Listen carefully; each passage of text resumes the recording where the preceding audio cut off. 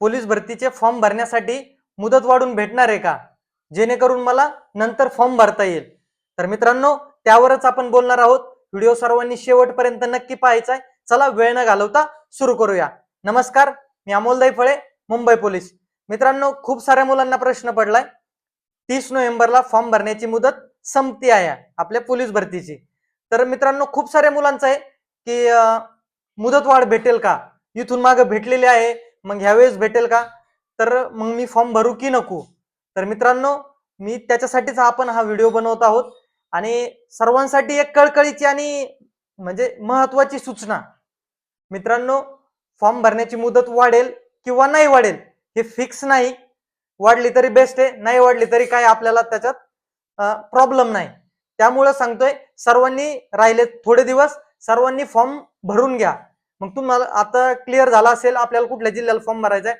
महाराष्ट्रात ज्या जिल्ह्याला भरती आहे तिथे तुम्ही कुठेही फॉर्म भरा, काही प्रॉब्लेम नाही. त्यावरती पण आपण मार्गदर्शनपर व्हिडिओ टाकलेले ते तुम्ही पाहू शकता. आणि सर्वांनी लवकरात लवकर, आपल्याकडे थोडे दिवस राहिलेत, एक 2-4 दिवस बोटा मोजणे एवढे राहिलेत, सर्वांनी फॉर्म भरून घ्या.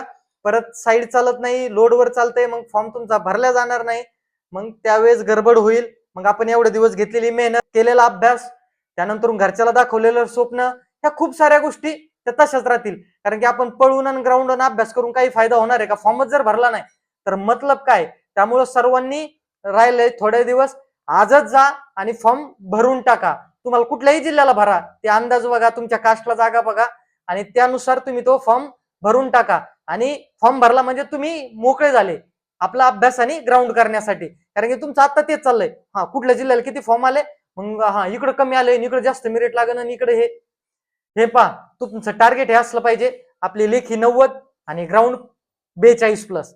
तर कुठल्याही जिल्ह्याला तुमचं सिलेक्शन होणार आहे मित्रांनो. पण ज्याची द्विधावस्था आहे, ज्याला ग्राउंडलाच मार्क येत नाही, पेपर नाही, तो 4 वेळेस चेक करतो. जे पोर अभ्यास करणार आहेत ना प्रॉपर, ते हे चेकच करत नाहीत मित्रांनो. मी स्वतःचा अनुभव सांगतो तुम्हाला. त्यामुळं आपल्याला भरती व्हायचंय, आपलं टार्गेट काय, आपण आपला जिल्हा निवडायचा आहे आणि लगेच फॉर्म भरून टाकायचा. जेवढ्या चान्स आहेत आपल्याला, जर तुम्ही मुलींमधून येताय तर तुम्हाला जिल्ह्याला एक भरता येतोय, कारागृह एक भरता येतोय, लायसन असेल तर तुम्हाला चालकला पण एक फॉर्म भरता येतोय. मुलांसाठी SRPF ला फॉर्म भरता येतोय, जिल्ह्याला भरता येतोय, कारागृहाला भरता येतोय आणि चालकला पण भरता येतोय लायसन असेल तर. मुलांसाठी पण एक SRPF ची एक्स्ट्रा संधी आहे. त्यामुळे सर्वांनी फॉर्म भरून टाका आणि तयारी एकदम जोमाने करा आणि बेस्ट करा. मुदत वाढली तरी बेस्ट आहे, नाही वाढली तरी काही फरक पडत नाही. आपलं फक्त टार्गेट काय असलं पाहिजे, आपला अभ्यास, आपलं ग्राउंड आणि आपलं सिलेक्शन यावरतीच लक्ष करायचंय. आणि राहिलाय 30 तारखेपर्यंत सर्वांनी फॉर्म भरून टाका आणि फॉर्म भरताना काळजीपूर्वक भरा.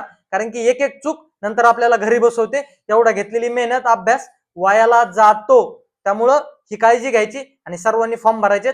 टेन्शन घेऊ नका, व्यवस्थित ग्राउंड आणि पेपरची तयारी करा. 100% आपलं सिलेक्शन होणार आहे, काळजी करायची गरज नाही. चला तर, आणखी काही प्रश्न असतील तर तुम्ही कमेंट करून नक्की विचारा. 100% तुम्हाला उत्तर देण्याचा प्रयत्न असेल. आणि व्हिडिओ जर आवडला असेल तर व्हिडिओला लाईक करा आणि आपल्या चॅनलवर जर नवीन आला असाल तर आपल्या चॅनलला सबस्क्राईब करा, जेणेकरून अशीच महत्त्वाची व्हिडिओ मी तुमच्यापर्यंत घेऊन येत असतो. चला तर थांबूया. जय हिंद, जय महाराष्ट्र.